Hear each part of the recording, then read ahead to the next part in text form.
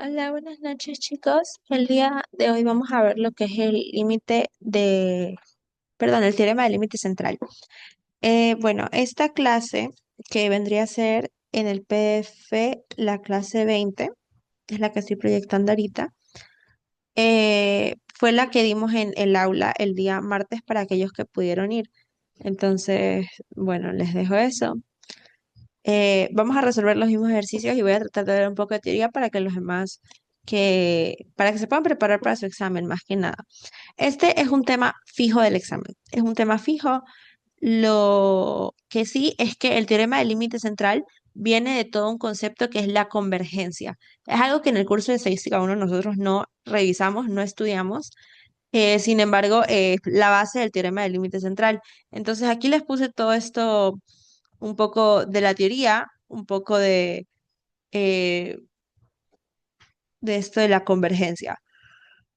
¿Qué tipos de convergencia tenemos? La convergencia puntual en distribución, en probabilidad y la convergencia casi segura. Les puse la definición, les puse la notación, pero nosotros no vamos a utilizar esto en este curso, sino que nosotros nos vamos a basar o a centrar en lo que es el teorema del límite central. Que el teorema del límite central es este que está acá. Tenemos, sea x1 hasta xn, una sucesión de variables aleatorias idénticamente distribuidas e independientes, con media mu y varianza sigma cuadrado, finitas, definimos a z sub n como x barra menos mu sobre sigma sobre raíz de n. Esto es parecido a la estandarización, pero vamos a ver qué nos dice esto. Esta X barra denota lo que es la media muestral, es decir, la media de todas estas distribuciones. Ahora, el teorema del límite central eh, viene de la convergencia, sin embargo, me tomé la libertad de ver un poco de gráficas para tal vez poder explicar esto un poco mejor. Una cosa adicional es que esto es cierto cuando n tiende a infinito. Y bueno, las condiciones para el teorema es esto, que las variables sean independientes y tener una media y varianza finita. ¿Qué nos dice que es la media y varianza finita? Que sea un número fijo. Eso es lo que nos interesa. Si la varianza o la media es infinita, no podríamos aplicar este teorema. Y como dato adicional o idealmente lo que nosotros quisiéramos es tener un n grande, que es esto que dice cuando n tiende a infinito.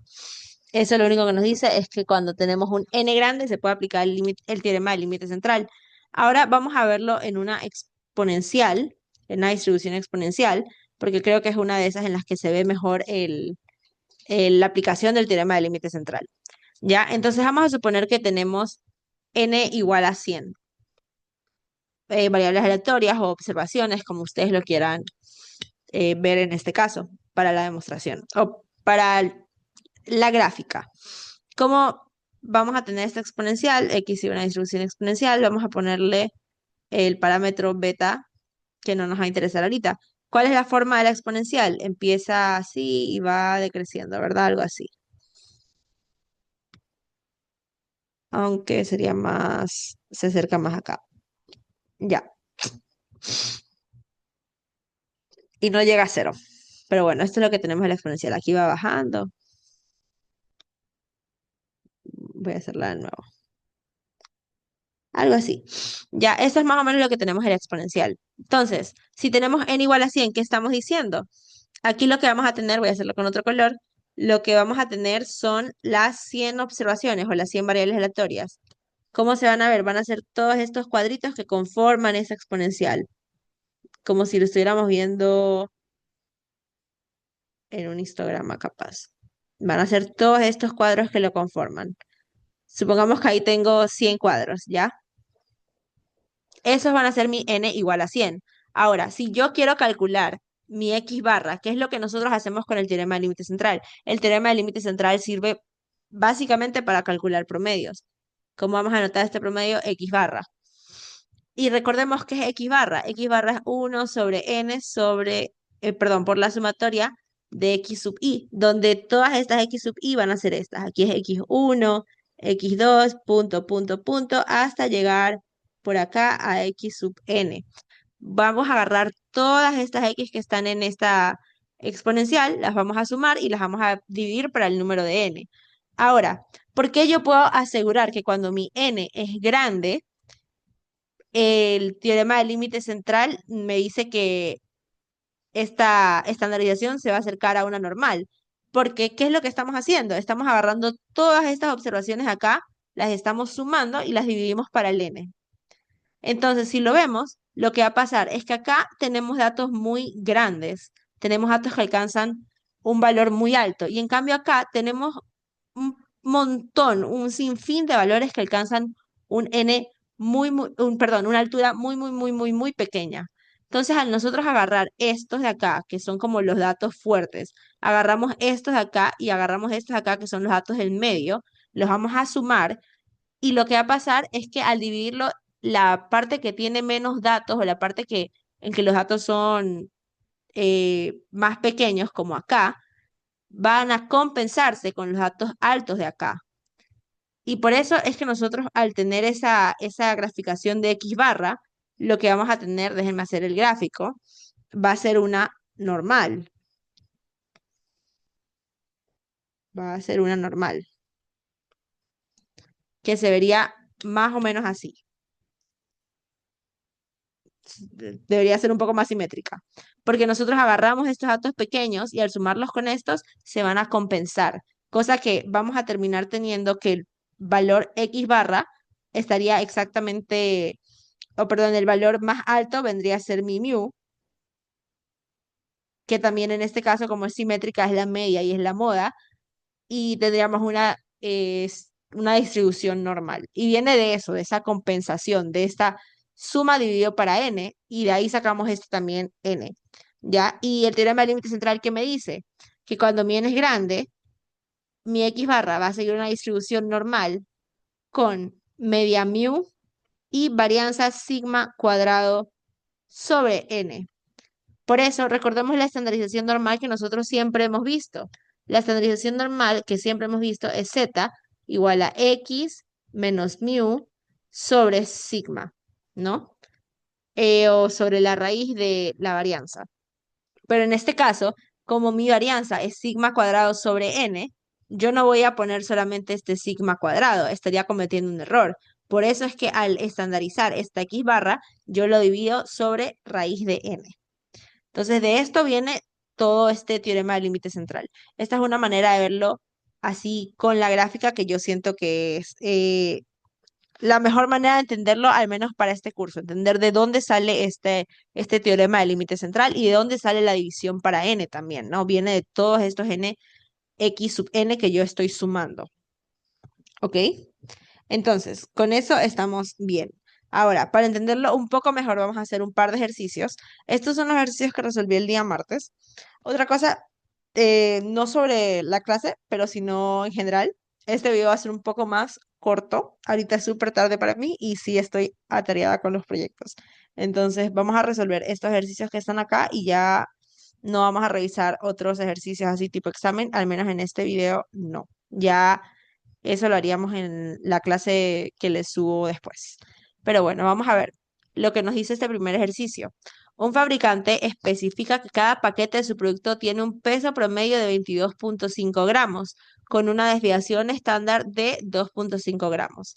Calcule la probabilidad de que una muestra aleatoria con n igual a 40 paquetes tenga un peso promedio menor o igual a 20 gramos. Ya. Ahora, este n igual a 40, ¿cómo definimos un n grande? N grande generalmente decimos que es a partir de 25. N grande implica n mayor o igual a 25. Hay algunos textos que lo ponen como 30, pero con n igual a 25 ya se pudiera ver esta forma de la distribución normal. Ya tuviéramos suficientes valores para que ocurriera esta compensación de datos. Ya, entonces nos dan mi media de x y me dan mi desviación de x, ¿ya? Entonces vamos a analizar qué es lo que nosotros tenemos. Tenemos una variable aleatoria x. ¿Qué mide esta variable aleatoria x? Me dicen el peso de cada paquete de su producto, sí. El peso del producto. Peso del producto. Y como me dan mi mu y mi desviación, yo sé que esto va a seguir una distribución normal, ya que esa es la única distribución que tiene los parámetros que nos dieron, ¿no? Entonces tiene mu 22.5 y tiene desviación 2.5, por ende, ¿cuál va a ser mi varianza? 2.5 al cuadrado. Ya. Entonces aquí yo tengo que hacer ciertas especificaciones para yo poder aplicar el teorema del límite central. Vamos a ver, la primera especificación, ¿cuál sería? Em, si no me dicen lo contrario, vamos a asumir que todas estas observaciones son independientes. Lo cual sí, porque nosotros esto lo podemos ver como un poco también como lógica, ¿no? Si agarramos una caja y la pesamos, y después agarramos la segunda caja y la pesamos y hacemos lo mismo por las 40 cajas, el peso de una no influye en el peso de otra. Por ende, van a ser independientes. Entonces, x sub 1, puntos suspensivos hasta x sub n son independientes. ¿Qué otra cosa necesitábamos que se cumpliera para el teorema del límite central? Que la media y varianza fueran finitas.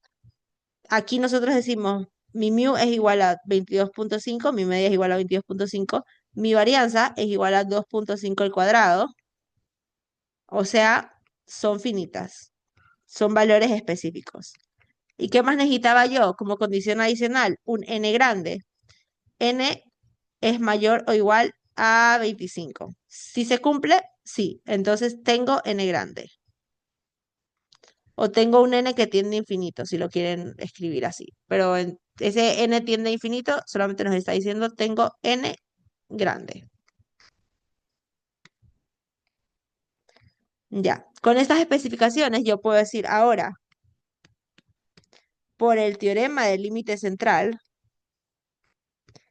vamos a tener que ese peso promedio que nos están pidiendo, ¿no? Porque nos están diciendo, el ejercicio nos está pidiendo un peso promedio, y esa es una palabra clave para nosotros saber de que aquí vamos a aplicar el teorema del límite central. Como nos están pidiendo un peso promedio, a mí lo que me están pidiendo es la probabilidad de que x barra sea menor o igual a 20 gramos. X barra sea menor o igual a 20. Pero esa distribución de x barra, ¿cuál va a ser? Por el teorema del límite central, como se cumplen estas condiciones, yo puedo decir que mi x barra va a seguir una distribución normal con media, ¿cuánto? La misma media, 22.5. Y mi desviación o mi varianza, perdón, ¿cuál va a ser ahora? 2.5 al cuadrado sobre n, que mi n es 40. Y esto nos lo dice el teorema del límite central. Entonces, ahora si yo quiero calcular esta probabilidad de x barra, basta con estandarizar, ¿no?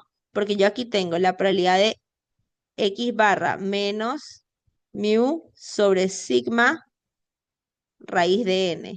Que acordémonos que al estandarizar lo que ponemos en el denominador es la desviación estándar, que la desviación estándar viene a ser la raíz de esa varianza. Entonces, esto es menor o igual a 20. Aquí ya voy a reemplazar los datos. Mi media es 22.5. Ahora, sobre la raíz de todo esto, 2.5 sobre 40. Y ya yo tengo este valor. Déjenme escribirlo rápido. Déjenme buscar la hoja en la que hice esto. Pero tengo que mi z va a ser menor o igual a. Déjenme ver dónde tengo ese ejercicio.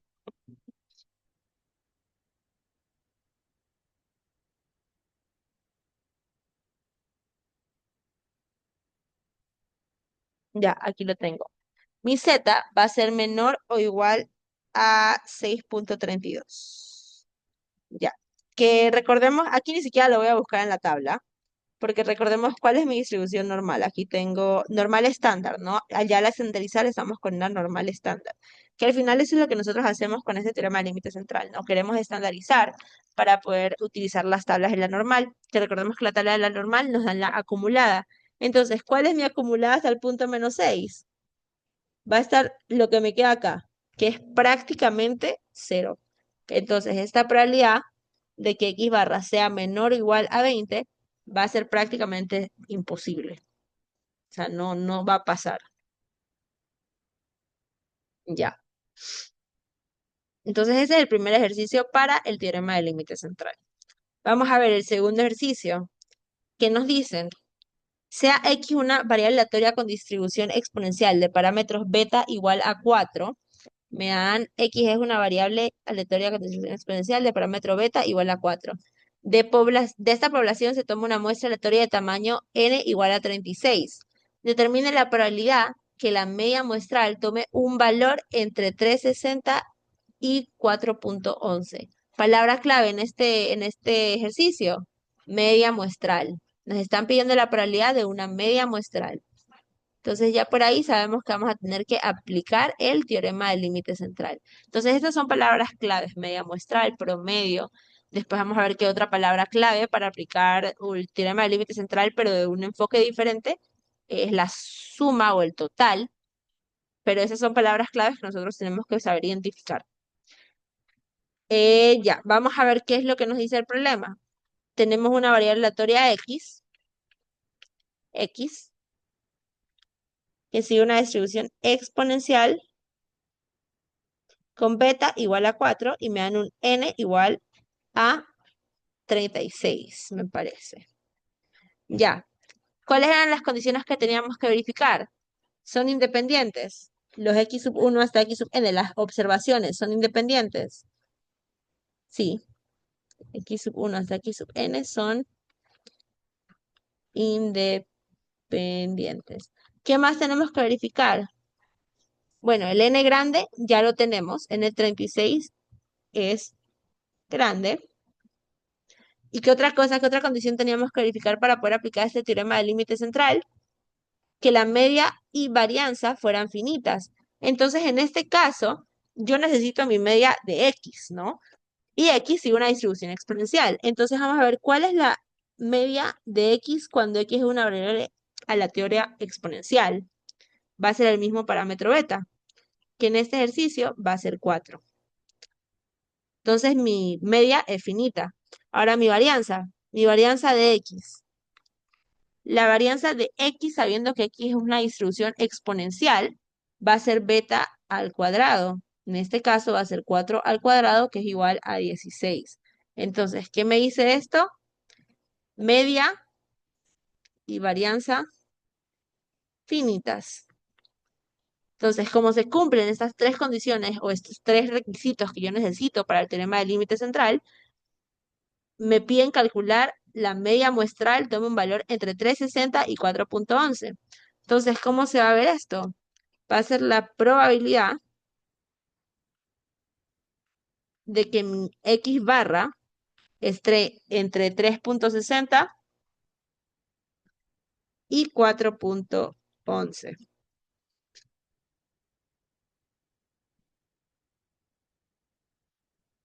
Entonces, ¿qué vamos a hacer aquí? Si ya tenemos la media y la varianza, nosotros podemos decir, bueno, de esto, mi X barra sigue una distribución normal con media 4 y la varianza va a ser 16 sobre ¿cuánto? Sobre mi n, que en este caso es 36. Entonces ahora voy a proceder a estandarizar. Aquí lo que voy a tener es la probabilidad de 3.60 menos mi media, que es 4, sobre mi desviación estándar, que es 16 sobre 36. La raíz de esa varianza, menor o igual a z, ya reemplazo de una. Ahora hago lo mismo para el otro lado, estandarizo, pero recuerdo que ahora no basta con poner solo la desviación de x, sino que tengo que poner la desviación de x barra. Entonces aquí, bueno, le resto la media y lo divido ¿para qué? Para la desviación estándar de x barra, que en este caso vendría a ser sigma sobre la raíz de n. ¿Cómo me va a caer esta estandarización? Ya yo tengo el valor calculado, me dio la probabilidad de menos 0.06 menor o igual a z menor o igual a 0.165. ¿Ya? Entonces, ¿cómo voy a buscar esto en mi tabla de la acumulada? Recordemos que la acumulada de cuando z está entre dos probabilidades por propiedades de la probabilidad va a ser 0.165 menos la función acumulada hasta el punto menos 0.6. Entonces, bueno, no tengo aquí mi tabla de la normal. Entonces déjenme buscar esa tabla rapidito. Ojalá sí la encuentre.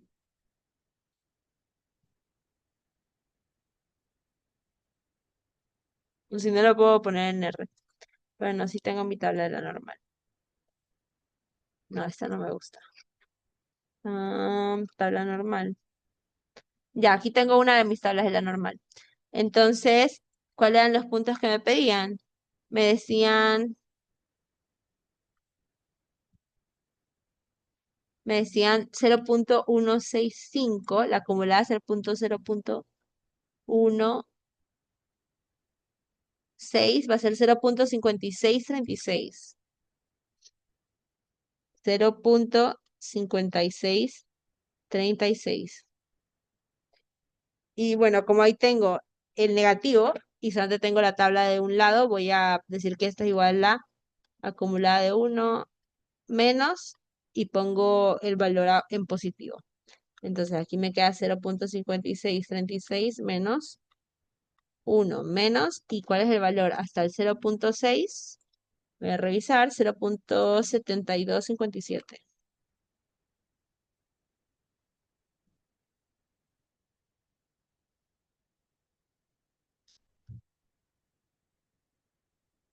Y bueno, esto me va a quedar 0.5636 menos 1 más 0.7257, que no tengo mi calculadora. Déjenme abrir mi calculadora aquí de la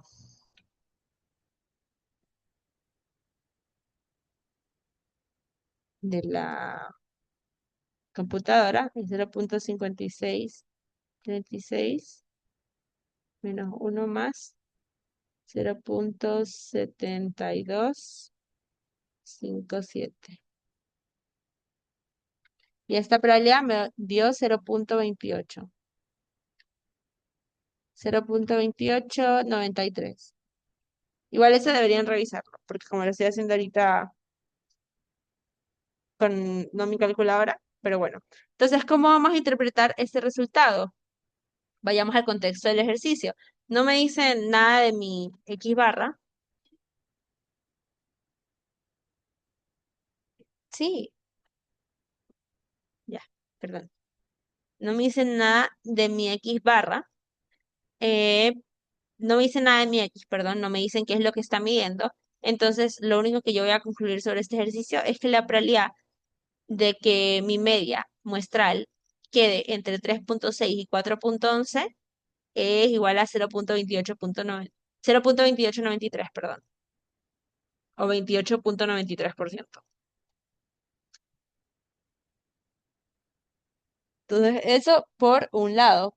Vamos a hacer el ejercicio 3, que el ejercicio 3 sí me da un poco más de contexto sobre lo que yo estoy calculando. Me dicen, la calificación de exámenes para todos los estudiantes del último año de preparación en cierto estado tienen media 60 y varianza 64. Una muestra aleatoria de tamaño n igual a 100, n igual a 100 estudiantes de una escuela preparatoria grande tuvo una calificación media de 58.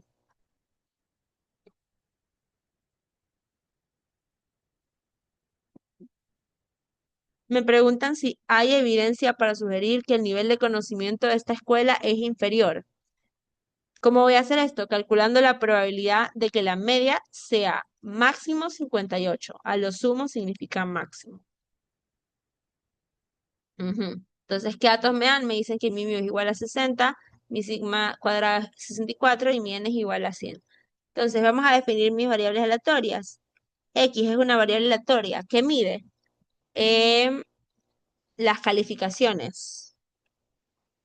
Las calificaciones. Bueno, ahí deberíamos escribir las calificaciones de estudiantes de preparatoria, de último año de preparatoria en cierto estado. ¿Qué nos dice el ejercicio? Como nuevamente, solamente hay una variable o una distribución, perdón, que tiene los parámetros mu y sigma cuadrado. Aquí yo voy a decir que mi mu tiene perdón, que mi X sigue una distribución normal con media 60 y varianza 64. Ujú. Se toma una muestra de N igual a 100 estudiantes de una escuela preparatoria y tuvo una calificación media de 58. Hay evidencia para sugerir que el nivel de conocimientos de esta escuela es inferior. Calcula la probabilidad, aquí está la palabra clave, de que la media muestral sea a lo sumo 58. Entonces, bueno, aquí ya las calificaciones son independientes. No depende la calificación de una nota de un estudiante, no depende de otro estudiante. Entonces son calificaciones independientes. Ese supuesto se cumple. ¿Qué otro necesitábamos? Que la media y varianza sean finitas. Aquí nos dan mi media, es 60, y mi varianza es 64. Son números fijos, por ende son finitos. Y me piden que mi n sea grande. En igual a 100 cumple esta condición. Entonces aquí, por el teorema del límite central, teorema, teorema del límite central, yo tengo que mi x barra va a ser una distribución normal con media 60, desviación 64 sobre 100. Perdón, mi varianza, creo que dije desviación. Ya. Y me dicen la probabilidad de que X barra sea máximo 58. Entonces, X barra va a ser menor. O sea, que X barra sea sí, máximo 58 va a ser así. Entonces, para esto, nuevamente, solamente voy a estandarizar. Z sea menor a 58 menos mi media, que es 60, sobre mi desviación, que es 64 sobre 100, la raíz de esto, la raíz de la varianza. Este valor de z me va a quedar la probabilidad de que z sea menor o igual a menos 2.5. Y como solamente tengo mi tabla del lado positivo, aquí voy a hacer 1 menos la probabilidad de que z sea menor o igual a 2.5. Y esa probabilidad en la tabla es, a ver, ¿qué estaba buscando? 0. Digo, 2.5. 2.5, 2.5 va a estar dado por 0.9938. 0.9938. Entonces, eso también va a ser una probabilidad muy pequeña.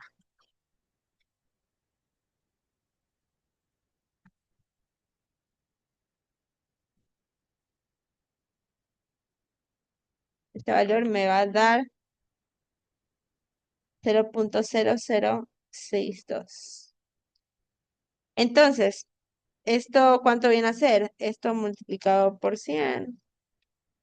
Ni siquiera llega al 1%, es 0.62%. Entonces, entre todas estas 100 escuelas, todas estas 100 observaciones,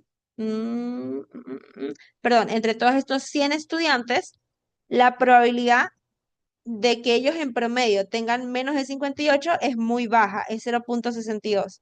Entonces, ¿qué me pedían? ¿Hay evidencia para sugerir que el nivel de conocimientos de la escuela que tomamos como referencia es inferior? Sí los hay, porque ese X barra es muy difícil que alcance ese valor de 58. O sea, lo más probable es que esté por encima. Entonces, no me lo pide el ejercicio, pero lo voy a calcular para tener una idea de cómo se comportan estos datos. Voy a calcular la probabilidad de que X barra sea menor o igual a, me pongo un 80, que sería un buen promedio en teoría. Esto vendría a ser la probabilidad de que Z sea menor o igual a 80 menos 60 sobre, sería 64 sobre 100. Bueno, este X barra me va a quedar. Déjenme borrar esto que tengo acá.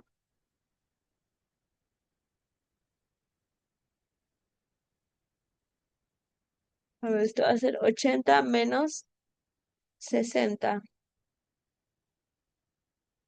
dividido para la raíz de cuánto de 64.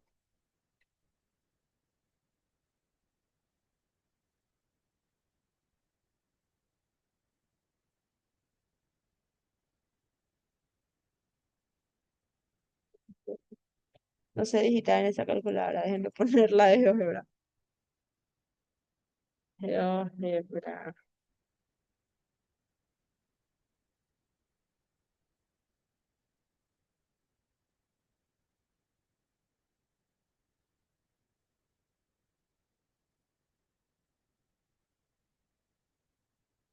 Ay, ups, sin querer pausa mi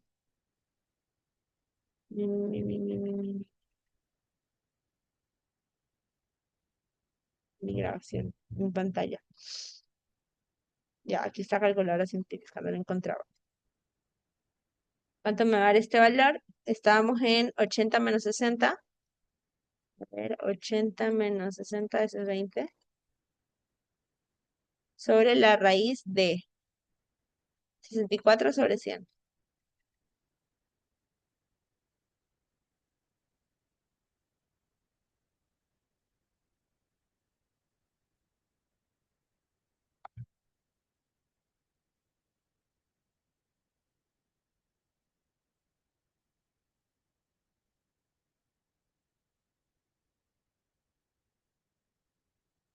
No sé si ese valor me ha dado bien, me dio un Z muy grande.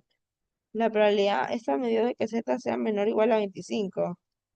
No sé si esto sea correcto, pero igual si es así, esto es literal 1. O sea que la mayoría de colegios va a tener una nota menor a 80.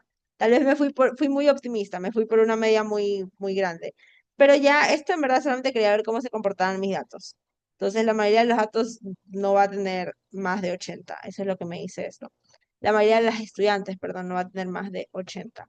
Pero ya, ¿cómo interpretamos este 0.62? ¿Cómo respondemos la pregunta que nos hacían en el enunciado? ¿Hay evidencia para sugerir que el número de conocimiento de esta escuela es inferior? Sí, porque esta probabilidad de que X barra sea máximo 58 es mínima, es muy pequeña. Es decir, que la mayoría de las escuelas se espera que estén por encima de esta nota de 58.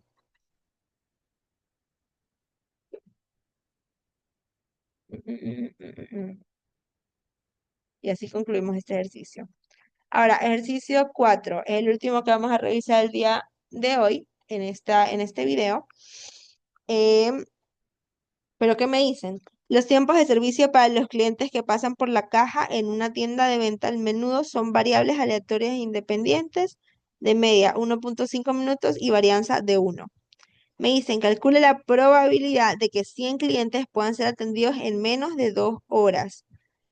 Ahora, aquí hay algo interesante, porque no me piden un promedio, no me piden una media muestral, no me piden nada relacionado a eso. Lo que me están diciendo es una totalidad. Me están diciendo que la probabilidad de que 100 clientes puedan ser atendidos en menos de 2 horas. Primero, ¿cuántos son 2 horas en minutos? 2 horas son igual a 120 minutos, porque al final mi media y varianza están en minutos, así que nos vamos a guiar con eso. Eso es nuestra referencia. Pero me dice la probabilidad de que 100 clientes puedan ser atendidos en menos de 2 horas. ¿Cómo yo voy a verificar que estos 100 clientes sean atendidos en menos de 2 horas? Me piden un tiempo total y mi tiempo total lo voy a anotar como S sub 100, en donde S sub 100, ¿qué vendría a ser? X1, que es mi primer tiempo para el primer cliente, X2 más el segundo tiempo del cliente, más X3 y así sucesivamente hasta llegar al punto X sub 100. Porque todos estos X deberían ser menores a 2 horas. Entonces yo quiero calcular esta probabilidad. Esto es lo que a mí me interesa. Que S sub 100 sea menor a 120 minutos. Ahora, ¿cómo voy a ver lo de la media y la varianza? Como lo hemos estado viendo hasta ahora. Mi valor esperado de S sub 100, ¿cuál va a ser? El valor esperado de X1 más X2 y así hasta X100. Eso es lo que tenemos. Y por propiedades de valor esperado, yo puedo decir que esto es igual a el valor esperado de X1 más el valor esperado de X2 más punto, el valor esperado de X100. Pero todas estas X siguen la misma distribución, porque yo partía de que X sigue una distribución normal con media 1.5 y varianza 1. Entonces, ese valor esperado de x, sin importar si es x sub 1, x sub 2 hasta x sub j, siempre va a ser 1.5. Entonces, es como que yo aquí estoy sumando 1.5 100 veces, lo cual sería 100 por 1.5, que es 150. 150 minutos. ¿Es un tiempo finito? Sí. ¿Qué más necesitábamos verificar? Varianza finita. La varianza de S sub 100 en verdad es súper similar a la otra, a la del valor esperado, sino que aquí voy a tener varianza de x1 más x2 más punto, punto, punto, x100. Al final, por propiedades de varianza, yo puedo distribuir todo esto. Varianza de x1 más la varianza de x2 más punto, punto, punto, la varianza de x sub 100. ¿Ya? Entonces, nuevamente, yo partía de que todas esas x, sin importar si eran x1, x2 hasta x100, iban a tener la misma varianza, la cual era 1. Entonces, yo aquí voy a agarrar 1 más 1 más 1 hasta llegar al 100 veces, lo cual es igual a 100 por 1. Entonces, mi varianza de mi S sub 100 es igual a 100. ¿Y qué me pedían? Bueno, así yo tengo por el teorema del límite central que S sub 100 va a seguir una distribución normal con media 150 y varianza 10 al cuadrado, que es este 100. Ahora, ¿por qué aquí no lo dividimos para n? Porque en todo lo que es esa sumatoria ya yo estoy asumiendo ese valor de n. Entonces yo no necesito volver a dividirlo por n. Solamente necesito el teorema del límite central como para justificar el uso de que lo transformáramos a una normal, ¿no? Y esa sumatoria se transforma a una normal porque esa es una de las propiedades del teorema del límite central. Esta es una de las aplicaciones que tiene este problema. Entonces, ¿qué me pedían? La probabilidad de que mi S sub 100 sea menor a 120. Ujú. Que bueno, aquí voy a tener la probabilidad de que Z sea menor o igual a 120 menos 150 sobre 10, que vendría a ser la desviación estándar. ¿Y por qué aquí no lo divido para n? Como siempre lo habíamos hecho para los ejercicios del teorema del límite central, porque no me están pidiendo el promedio. Entonces no es necesario dividirlo para n. Ya, esa es la probabilidad de que Z sea menor o igual a menos,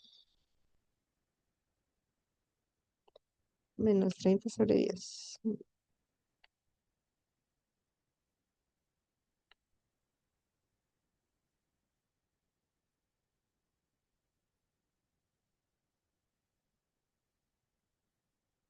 Era menos 30 sobre 10, lo cual es menos 3. Y esto va a ser 1 menos la probabilidad de que Z sea menor o igual a 3, lo cual, según mi tabla, esa probabilidad es 0.9987. Entonces, 1 menos 0.9987.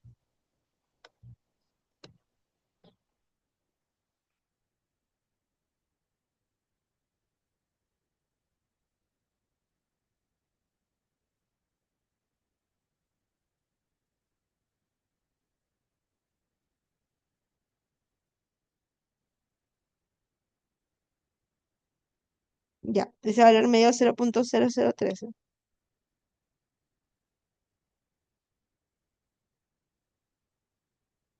Y así yo logré calcular esta probabilidad.